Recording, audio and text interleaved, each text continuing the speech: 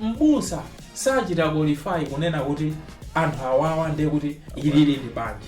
That's why Bible limanena kuti what the Lord not a pastor kutha kulumikizana ndi munthu oyenerera koma mukudutsa mu nyengo yosayenera. What doesn't change in our singleness will not work in our togetherness, and eventually it's gonna tear apart our togetherness. Timathamangira kwambiri zinthu zimene tikufuna. We are not well aware anthu amene tikusowa. Mabanja ena akuthawa analumikizanisa ndi azibusa. Analumikizanisa ndi ma iPhone. Suti anthu awawa akasiyana kumwambaso amatapa banja lati. Ngati mwamba analumikizanisa. No. The things that we call divorce on the earth, it's not every divorce that on the earth that is a divorce in heaven. Because it was never a marriage to begin with. Whatever is born of God overcomes. Lord Jesus. 1, 2, 3, 4.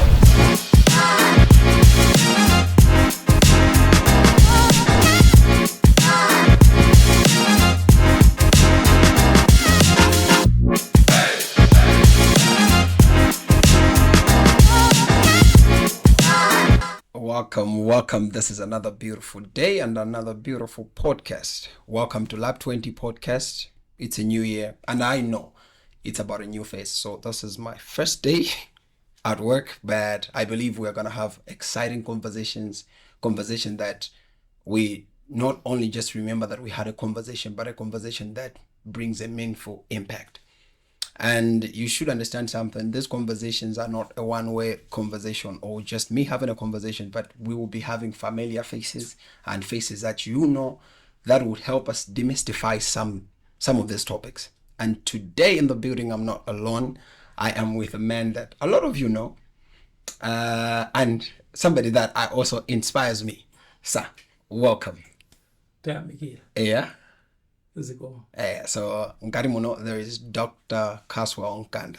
A lot of you know him on the social media platforms, but today nditamba ntchito kuno and andizondidikire kai kuti this conversation tikali nayo after Valentine, otherwise we might have cancelled Valentine's.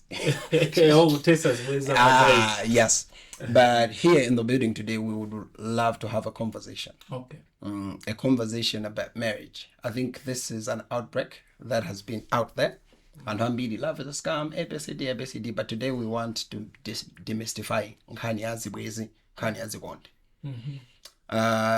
You are older than me, so there is, I think, one of the things that I really want to figure out, and how much you want it in Because I know the modern day relationships are not working. What's that take? Is it true kuti chikondi chinali kale kapena what has become of love? Okay, there is a quote by Sir Francis Bacon. Yes. You've heard about him. He says, knowledge is power. Yes. So I would say, how far you know determines how far you go. Yes. Muntu sungapite patali kwambiri ngati suziwa zinthu kwambiri. True. Shockingly, we are living in an information age, Google, YouTube, electronic books. Yes. You'll be very surprised kunena kuti tikujomba lavu in the middle of vast information. Take note of that. Yes. In the middle of vast information, we are not able to go far in knowledge so that we go far in marriage.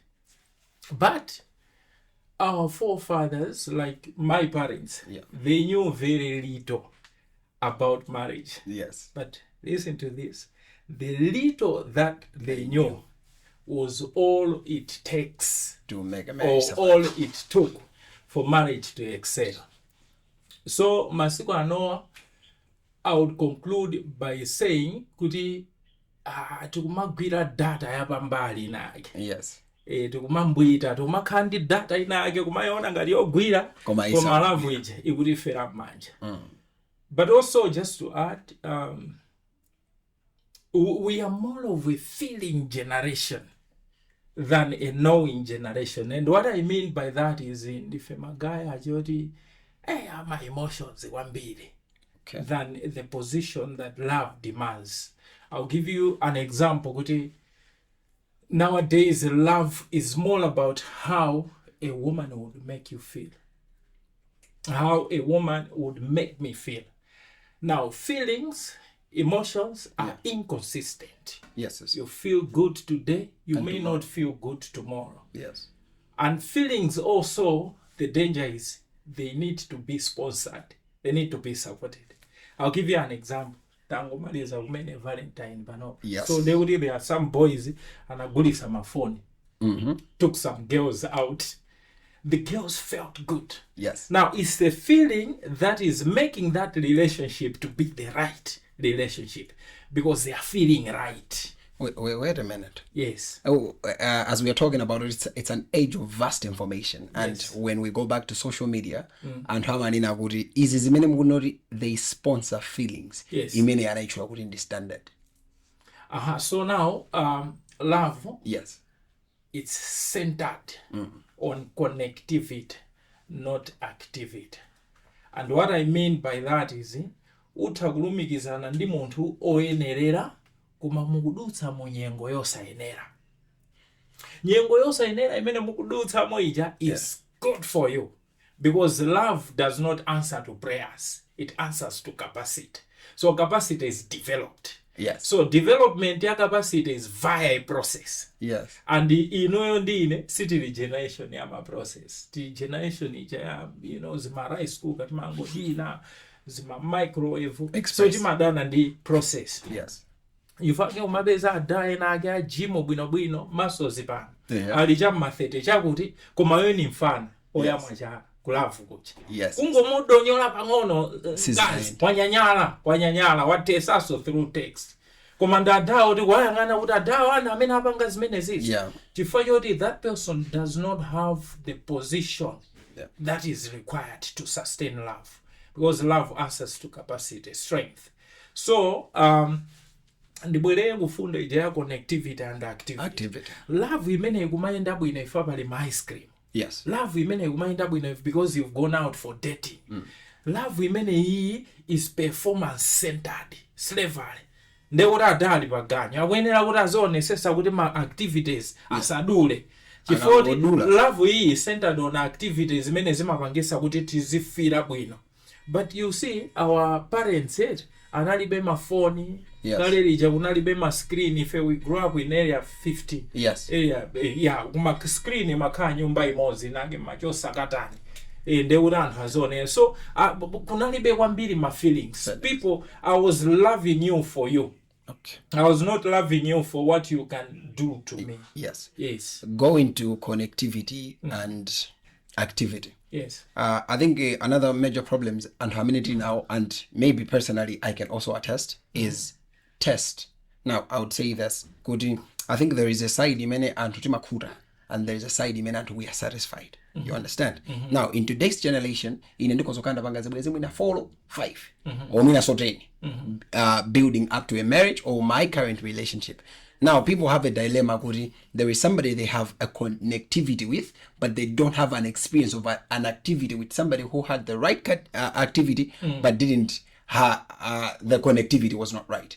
No, how do we compensate kuti ndapeza ine nkazi ujandinaye connectivity yabwino but my activity is still craving kumbuyo. For example, you're a church person, you'd understand. This happened to the Israelites.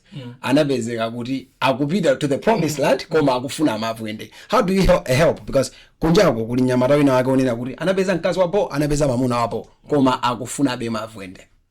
Okay.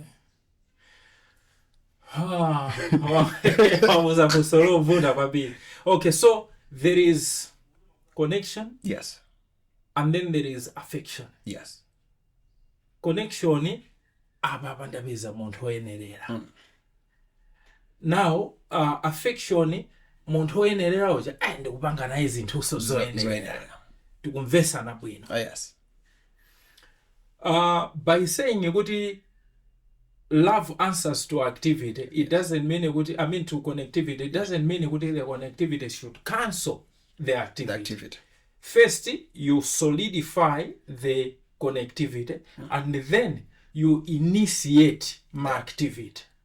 Chifoti connectivity ndi imene yachita qualify ndi uyu. Yeah. Koma activity ndi imene isunge uyu uja. chifukwa zitoteka munthu khala oyenerera ndi kumuluza chifukwa choti kujomba kuma activity kuja. So ife kuti mwina mayuza iyi ya m'Bible, yes, mu church ngati muli katundu wina amene akusowa kwambiri ndi romance.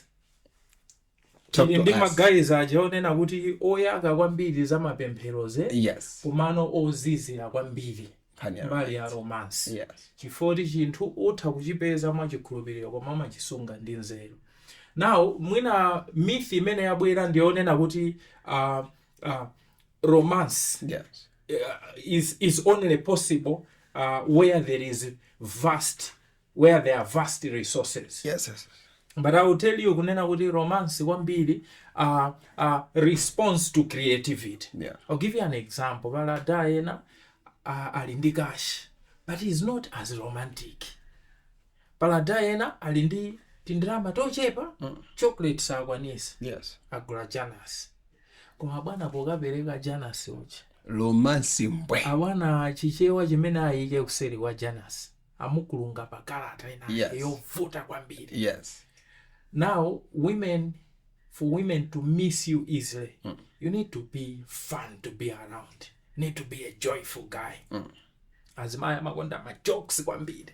Ndi nkazi ukakhala aziseka azigwira mmimba. Yes. Nkazi aziseka azikuchonderera kuti umupha. Yes. Amene yo ukasiyana naye 2 minutes amakhala kuti wakusowa kale. Akukumbukira. Apapa palibepo iPhone. Fabali mafana ena ake kuti iPhone atakugula koma ni magayo otopesa. Mango kamba za kwawo, mango kamba za chansani romantic. Yeah. So romantic creativity. Okay. Kena kuma resources. Okay. So ku church chinthu china chimene chikutivuta kwambiri ndi chimene chichi cha romance. Kuti magayizi akhale romantic. You can be romantic minus sex before marriage. So you're still abstaining, but yes, you are highly romantic. I mean, the way how you package your smaller gifts that are not even costly, the way how you look deep into a woman's eye, and then every day you tell her a story, you affirm her, all that. Yes. And then you become you are not just the right person, but you are also doing the right things. And to add maybe on that one, china chimene chomapezeka kunena kuti munthu maona ngati kunena kuti connectivity ili bwinobwino koma zajomba. Yes. Mkazi mamona aliyesa makhandi zofuna. Yes. Mkazi mamona aliyesa makhandi zosowa. Yes. Zinthu ndizosiyana. So mawonsi ndingatiterekeze kunoko tathamanga kuchokera kunoko kwere anaine. Yes. Mpaka na 18 pachi. Yes. Anthu awire. Yes. Possibly we are highly dehydrated. And then we find 2 people also waiting for us per feeding session by 18 batch. So wina akupasani mazi okapena musankhe chiboto chakoko.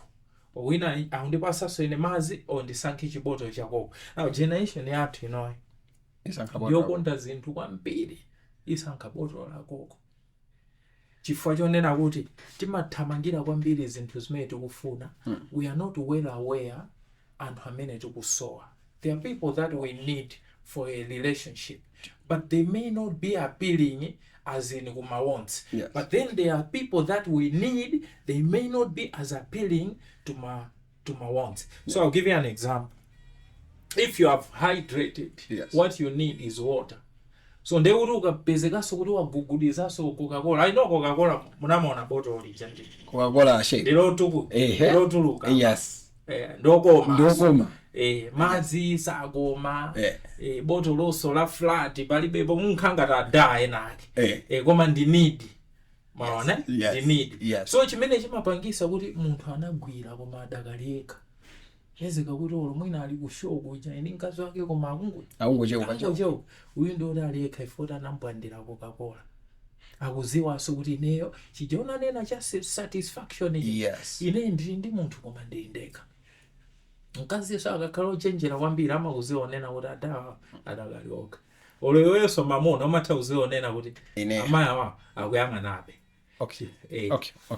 Now, I'm getting the maturity side of us balancing what we need and what we want, yes. But also to understand that somebody can be the right person and they also have to learn how to do right by their person. Which to me, I'm getting good. Now, do you think love is enough in that context? Because I feel like I've been in relationships before, or I care deeply emotionally for them, but they don't love me right with their actions. And that's what now you have stated, Kuti. People have to have the ability of being the right person, but also being trained to do the right things. Yes. Now, ineyo ndikufuna banja. Now that makes me oblivious ka ndimafuna kusankha kunena kuti tinyamule kukakolayo ndikabwera ku office anyamata wadzisangalala kumati koma mbale ucha ali ndi kukakola labwino.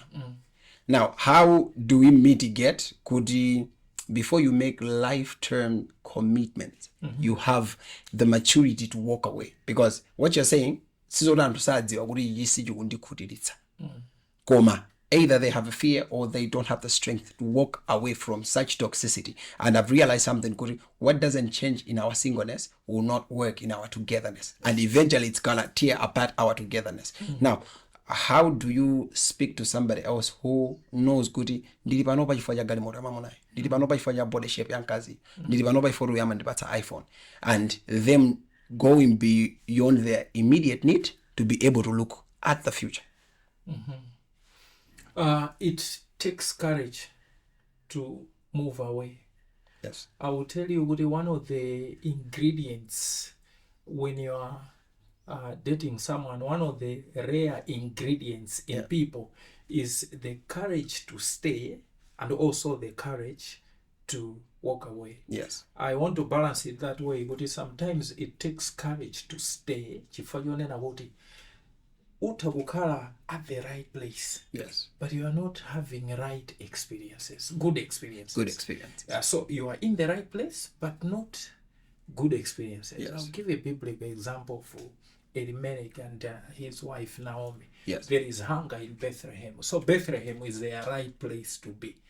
But Moab is the wrong place, but it has the bread that they need. So they move from Bethlehem to Moab, and then they lose the husband, the children. So sometimes zinthu zabwino zimapezeka malo osayenera. Ndiye ukakhala kuti ulibe nzeru umanena kuti adawa sawawa. Yes. Chifukwa panopa I'm not feeling good about this relationship. Ndikuyenera kupita apo ndikumafira bwino ndikakhala pamene paja. Pamene akunena kuti akufira bwino paja ndi pamalo polakwika. Pamene akukhala ngati sakufira bwino ndi pamalo poyenerera, but there are some 4 A's. Yes. Number 1, if you are coming from point A woman is coming from point B, and then mwalumikizana, you are appointed to love one another. Yes.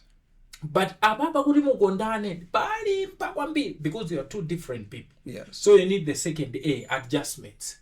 So adjustment is now where you pay, not pray. You pay the price to win in love, because you are saying ineyo kuyankhula kwanga kumakhala kwa khapa koma mkaziyo akuoneka kuti anakulanda agogo ake ndi agogo mmene amukuzira iye akhapa uyu sindenda naye.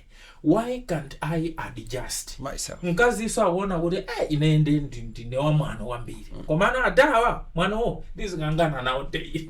I think ine ndikuyenera ndipange adjust. So there's an appointment and then there is an adjustment. Yes. You're paying. Yes. You're paying the price. You're losing zinthu zimene zingakupangitse kuti mukanike kukhala limodzi. Now by losing zinthu zoto nazizolowera, it doesn't feel good. Yeah. It doesn't. And learning is the biggest part a lot of us have to do. It's very hard. It's hard. So ababa, by adjusting, you are not feeling good, but it's the right place. Yeah. Uhuhu, you are not adjusting, you are just feeling good about yourself, but it's the wrong place. Now adjustment ija ikatega pamabwera alignment. Amwene basi mango khala ma friends amwe. Yes. Stuff ijonena kuti mainena mulu mane mugwirane mango seka. Yes. The appointment, adjustment, now alignment. Kena kwa accomplishment. Now courage ija ikubwera no pamene popoti a lover must have courage to stay when it doesn't feel right to stay, because what is giving you confidence is it is her. So I can't move away. Apapa nditipola apapa mpaka zithe. Bethlehem yanga ndi Moabu akale ali ndinkate koma ine ndikhala apapa. And then also the courage to walk away, which is very rare, especially in our Malawian culture. In many we say yes with the mouth, in the heart there is a no. If I'm not mind that this go, but we are not happy, Yeah. we can't say, well, I'm not happy in this relationship. I'm feeling dry in this relationship. This is weird. Siri mauzana. Timangopita ninja. Yeah. So now, mwina, even though you didn't ask, maybe you would also ask, when do you engage that courageous key of walking away? Yes. It is when staying becomes more of a burden, more of a pain, consistent pain. Kunena kuti walking away, you are winded. I think it's better than the pain that I'm feeling every day. Yeah. Because wanena point ina again zero kwambiri wanena kuti if it is not working in singleness, it won't work in togetherness. So now faith is an expectation. Yes. I think in Caswel you will build something beautiful. You're just believing. It's an expectation. But faith must be tied to wisdom. Yeah. Pazikhala nzeru. Unena kuti yes, there is an expectation. Apapa tivomere. Zafuta. Iyi kujomba kwambiri. And then ukabwera nzeru is not an expectation. It's needed for a decision. Yes. You now need the courage to decide and say kuti titentha CV. Chiforo anali wa number 11 ndikuti tukayesa wa number 12 apa tukuyikisana no ndiye so ndophuza wabira ma disciples apa tukayesa no Bartholomew omaliza 12. Yes. Koma kuli bwino ujombe kuzibwezi kusiyana ndikuti ukajombe kubanja. Yes. Chibwezi simanja ya bwana chibwezi chibwezi chikhoza kuti olotangotetsa uli ndizimbe manje palibe futhi koma kuti kutetsa banja bwana there's a lot of pain consequences that comes with issues of divorce. Okay. Wow. That was a lot of unpacking. But the order I get ndinamba kuzindikira kuti a lot of people would love to start something new than to work certain things. For example, you have said kuti anthu ena amatha kuchowa from number 1 mpaka number 12. Yes. But I also wanted you to give us a reflection in sense of self-reflection. Because alipo kunja kwa anthu amene akusinda zibwezi, I know people already they have dated men, they have dated women. They have dated women, they have dated men. So same gender, opposite gender. But koseko akubwerako. You understand? So it's no longer just about a person. What's the importance of self-reflection? Because sometimes the problem can be me, whether in marriages, in relationships, because I can keep changing my driver gali moranga. Koma ngari vudo ndi engine. I need to work on that. So I think a lot of us have been in spaces where we know what we want, but at the end of the day, if we don't know what we are, because if inundine panopata nina kuti tofanika kwera ndege sirinyamuka kupita ku 25 kwera ndege kupita ku airport, meaning there are specific places for certain things to happen. And marriage is one of the powerful things that people have, or even relationship romantically. How do people take a pause and say, okay, fine, but now how do I work on myself? Because there are certain good people that keep choosing bad things, and there are certain people they keep saying he is bad, she is bad. They have a problem that attract that badness around them. Excellent question. Okay, so if 3 women, apita kukaunjika kucha, 2 women, let's say 2 women. So wina kuzaona kuti kasikete akaka andigulire mwana wanga. Nda uzamuza kuti ayi sika mwana kameneka. Yes. Ngamuntu wankulu. Ino kasikete kufupika chonche. Nde wina uzati tatipaseni ife kameneka. Titenge kameneka. Yes. Nde kuti akukatenga kuja ndi muntu wankulu. Yes. Kumafuna kuti yake ikhale ya mwendo pantunda. Nde awawa amaona ngati ka mwana agulire mwana. Nde aja amafuna agule kamwana aja kuzafusa sobomba aja atali mulibe. Yes. Nde ulewa afuna chokolopa basi. Yes.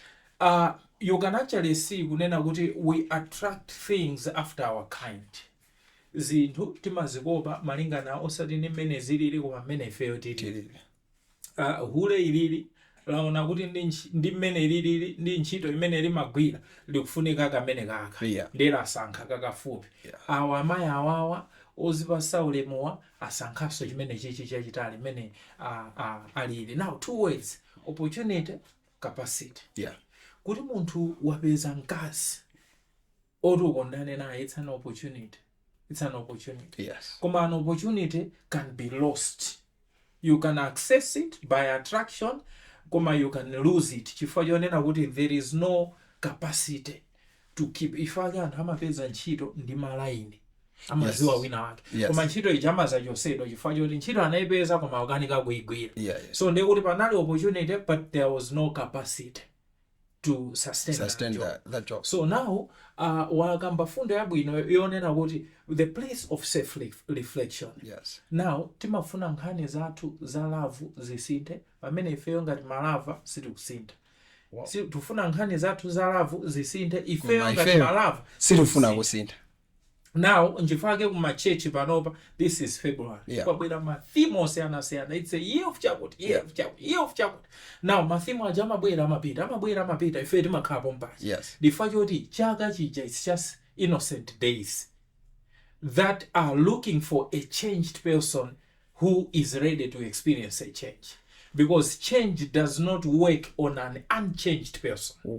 So muntu ukakhala kuti ndi wobalalika lavu yako ikhala yobalalika ndi usanasinthe za lavu zija kuyenera usinthe iweyo ngati lava nayo I think ineyo ndinotengeka kwambiri ndine munthu oti sindifuna kukonda pamodzi ndimafuna kukonda pangapo ndimachita so attract anthuso of the same nature achoti apawiri. So I think ineyo za lavuzi, you see there are times our things are working but our lives are not. So pali nthawi inaso mulungu amazajombesa zinthu zathu kuti aweke pa miyoyo yathu. So to answer your question, there must be a time when an individual says kunena kuti sindingakumane ndi vuto limozimozi munthu mmozimozi. I think ababa something is wrong with me, not my relationships. I need to work on issues of pride. Love works for the humble. I need to be sacrificial. Love works for givers. So ndekuti wewe uzapanga reflect ukukonza zinthu zingapo ndi ukakonza zinthu zija ukapitaso umakapeza kuti zinthu zija zakonzeka chifukwa wasintha zinthu zako zijaso zasinthaso. Mandibayaro pokapo. Because I think a lot of us expect change to come from somewhere, and you have said, Kuti, a new year, they're just innocent days. They are waiting for a changed person. And a lot of us don't want to take a responsibility of that because we believe something esoteric is going to come and change our lives. I think, as I said, Kuti, I know you to be a person who is multidimensional. We can come and talk about church. We can come and talk about financial progress. Today, I wanted us to have a conversation about relationships because we blame banja. Marriage is a scam. But we have failed. Now, as we are wrapping this conversation, there is something that I really want to do because as much as we have talked things building to marriage, there is something that I wanted you to give an insight about is what do you do when you are there, but you have made wrong choices? Because one of the things is, I've heard you say before, if a marriage threatens your life, your life is in peril, there are options for divorce. But I don't want to deal with that divorce. As we wrap, I want you to speak to somebody else who feels that they are in a wrong place. Marriage, that is. Kula Africa, akuzoli niye kunoku ningafuna Mercedes Benz. Koma kunoku sisi kuyenda. How do people now start building from there? Because I know there is always grace for every season, as you have said. Until people change, nothing changes. So as we want to deal with that, I think I'm going to create time for you that you have to talk about marriage because we'll now demystify that. But I really wanted us to deal with the relationship because right now, but gap ya antu ama 90s, kuli mafana ama tupi ni oti tangu kumana mu dating pool, ndebali chinambala la papa. So I wanted us to give a clarity in the show about the choices we are making. Because this year wukala ama 90s akutuluka ama 2000 akukwatira and tilipo anthu ambiri. But right now there is somebody else amana fika kale kubanja and is like panopa ndiwona ngati sizili bwino. How do somebody else navigate that space? There's a point that you conveyed. You give an example. If you and me are to board a flight, we can't go to 25. We can only go to the airport because certain things only occur in certain places. So muntu amene akudwala sangalunjike ku restaurant ku KFC. Meko ndikokaje. Awene apite ku chipatala. munthu amene afuna kuchipatala akuyeneranso apite kuchipatala, sakuyenera kupita malo kaya. Marriage is centered on design, and I will qualify that statement. Kuti nkhani ya dating, iweyo usanakapeze munthu umayenera uzipeze kaye ngati munthu. Self-discovery. Because it is your identity now that reveals the connectivity that you need. Beautiful. I'll give you an example. Kuti ngati uli a boat, oloso salaita kongola bwanji white ya smooth, iwe you must look for a nut. Chifuti iwe ngati boat yet uwene ukalowe pa nut. Ndibaje tidabwetsa concept ya needs and wants. Kuti a saucer might be something that you want. It's beautiful, it's smooth, but it will not work. Iwe ndiwe hamala. You are romantic, koma romance yako imabwera be mwalesoling mwarafu. Siona mafuneko zikoma misoma. Ndiri iwe yesu kuyenera upeze cholembera. Because hammers are meant for nails.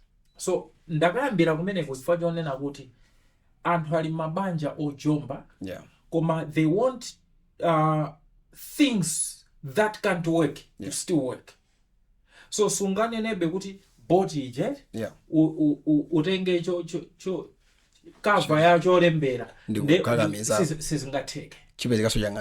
You allow me to say with all boldness, kunena kuti what makes a marriage is not necessarily kuti abusa ayiwaza amadzi.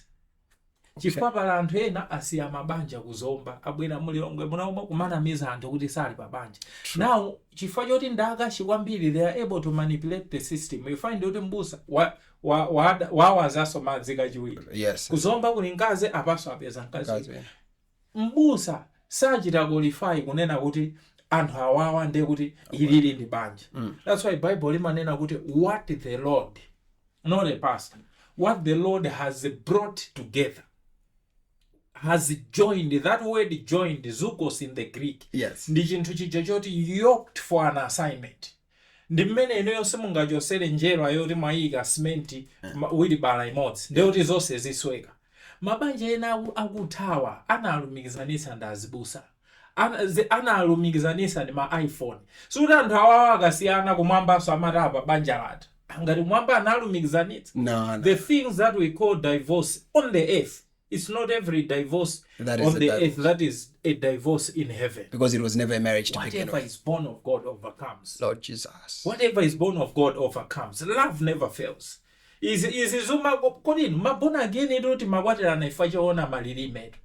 Munthu uyu amapemphera bwino, uyu sitikavutikana. Now kuti tivomere pagulu timakanika. Koma tilipo anthu ambiri panopa tinanama mu mpingo tinayima kusogolo ndi kunena kuti ambuye akuti. Koma timaziwa pansi pa mtima kuti sambuye. Now tinasiyana. Palibepo guilt. We picked from the first 4 months, this will not work.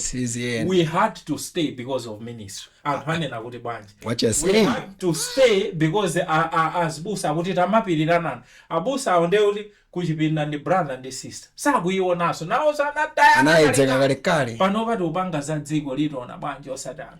Now nkhani ndionena kuti iyi tambuita simene iyi. I have a friend who did theology and he was supposed to be ordained as a pastor. And announced that he is not going to be ordained unless he is married. So he had to look for the available sister to get married. So as long wawawa timagatenga oyanjana ndi utumiki osati oyanjana ndi moyo wathu. China chimene mabanja azibusa sakugwiri amagatenga munthu kuti ayanjane ndi utumiki wawo osati moyo wawo. Ndama khala as my busa aje kuti ochita utumiki koma nyumba ndo chomba. So titani iyala kwakale uli nkati uli iyala kwakale titsikangala ambulance. I would say kunena kuti ufumu wa Mulungu Aroma 14:17 suli nzakuja kapena zakumwa koma tuli mumtendere chimwemwe ndi chilungamo. Abwana, if marriage is not giving you peace, there is no kingdom. If marriage is not giving you joy, that marriage, there is no kingdom minimum. So, anthu timazipangisa zabanja kuti zikhale zovuta kwambiri. You don't need to find a perfect person. Yes. to have a better marriage. Yeah. Koma ungopeza munthu oti azikupasa mtendere, azikupasa chimwemwe, mbanja moja mukhale chilungamo. Makolo athu sanali born again, mabanja amagwirira. Yeah. Amakhala mwa mtendere, amakhala mwa chimwemwe. Ma TV kulibe, mafoni kulibe. Yes. Now munthu chimwemwe palibe, ukulira daily, mtendere palibe, ukungokhala munthu omalira. Koma unena kuti I have to hold on to this thing. Chifananena kuti ichi chisuma chitaya. Yeah. Now chinthu ichi nkhani ndionena kuti unachitenga kuti. Unachitenga chifukwa umafuna ma iPhone, unachitenga chifukwa anakugulira galimoto. Now you know there's no love here. Live. You must live. You must just live. Because your life is important than clinging on to something that is not meant for you. Wow. That's why I said, Kuti, if we start a topic ya banja, atsogaleriwa adizonga. And I believe there is so much that a man has to be, a woman has to be. I hopefully have learned something. Kuti, marriage is more than just two people liking each other. There is more to marriage. And a lot of people don't understand that. And ngakari today's marriage has become the aesthetics. The kind of what we know, the kind of tools we know. I hope we grow to a level that we see marriage for what it is and we make progress from there. As you have said, Kuri, there's so much. Banja is this. But if we go down to the basics, love has to be grown in between that environment. And we have created environments which love cannot grow, and we blame marriage instead of blaming ourselves. Ladies and gentlemen, Lerori was my first day at work, and I chose Dr. Caswel, and I'm Baguzongaine. You said something, Kwambili, you said good people cannot do better if they don't know better. And I believe this conversation has helped somebody out there to be able to have an understanding. I think but we act on so little. Yes. The 100% of the knowledge that we have, if we acted on 10%, our lives could change exponentially. Yeah. So I believe you are no longer a stranger from here, Lab20, because you become a friend of Lab20 Podcast. That we can circle back to you and say, can we talk about marriage in depth? Can we talk about a man in depth? Because I think a lot of us have not grown. We are still our father's kids. We have not found ourselves. As you have said, Kuti, there is a need of self-discovery. And that's a topic on its own. So I believe next time that I reach out, we want to reach out. Either we have to discuss who's a man, who's a woman. How does a man become a man? How does a woman become a woman? Because there's so much gaps that the order I get number was in the order to fit in fatherhood. Maybe even our parents didn't realize that, but there's so much mentorship we were supposed to have as people. So in closing, what is it that you have burning that you could say if you had? Could you want to speak to your daughter or your son about marriage in few words?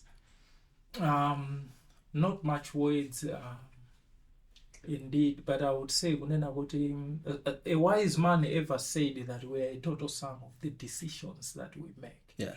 So, speaking to church people, yes, church people normally live by chance, not by choices. Ngati Yesu wabwera pa mandala zalo akuziwa kuti chimwala ayika ndi anthu. Yesu sapanga zimene ife tingathe kupanga. Atsana ndi chimwalacho kuti mwayika nokha chisudeniso nokha. But he did what they could not do. So we are living relationships to chances, and we are not making the right choices.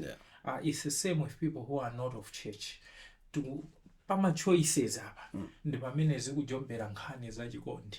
Chifukwa nkhani zachikondi siziyenda ndi mwayi. Nkhani zachikondi zimayenda ndi zisankho zimene timapanga. Kulibeko chinthu chija chomanena kuti ine alipo wanga ndi mmodzi yekha. Ayi ndebwezi sibwezi wina akamwalira wina akumakwatiranso.